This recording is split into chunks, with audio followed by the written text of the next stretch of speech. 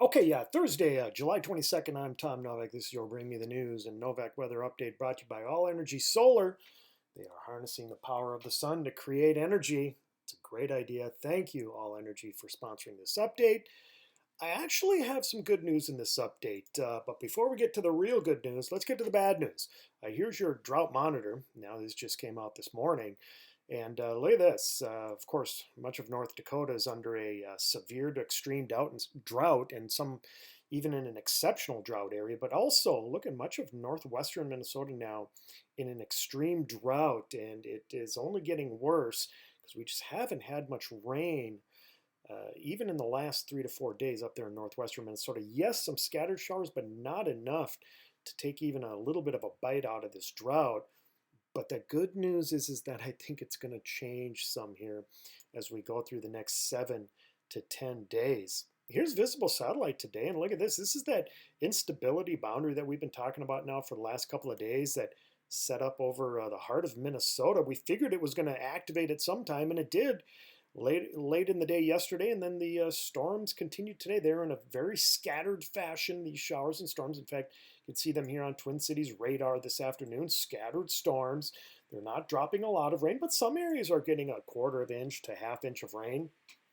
So we'll take anything we can get. We'll wring out as much as we can, and wring out as much moisture as we can out of the atmosphere because we desperately need it. Now, like I had mentioned, I think things are going to change, and it starts, and not only today with today's scattered showers, but I think more numerous showers and thunderstorms now are going to impact our area as we get into later tomorrow and into Saturday morning. Now, this is my latest graphic on the potential for heavy thunderstorms. Some of these could even be severe as we go through the PM hours tomorrow now and then into Saturday morning. And take a look at this as we get a low pressure system that's going to move east across northern Minnesota over the next 24 to 48 hours. I'm thinking thunderstorms are going to break out over much of Minnesota as we get moisture flowing up and hitting this low pressure system and cool front that's going to be moving east across the region over the next 24 to 48 hours. And again, I think the biggest impact is going to be tomorrow evening, overnight, and then into Saturday morning. In fact, take a look at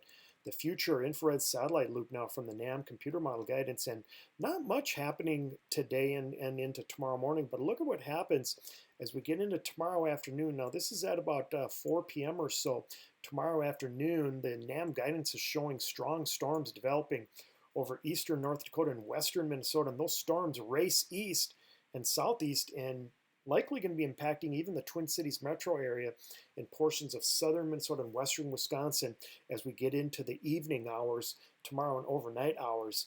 And those storms likely will continue even into Saturday morning. So that's great news for those that are hoping for significant rain.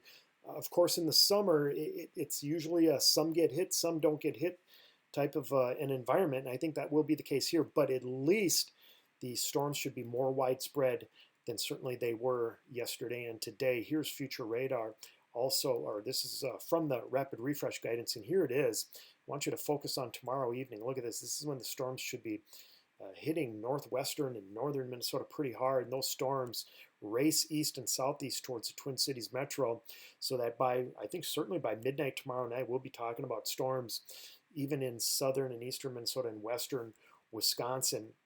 And then those storms push east by about noon Saturday. They should be out of our hair.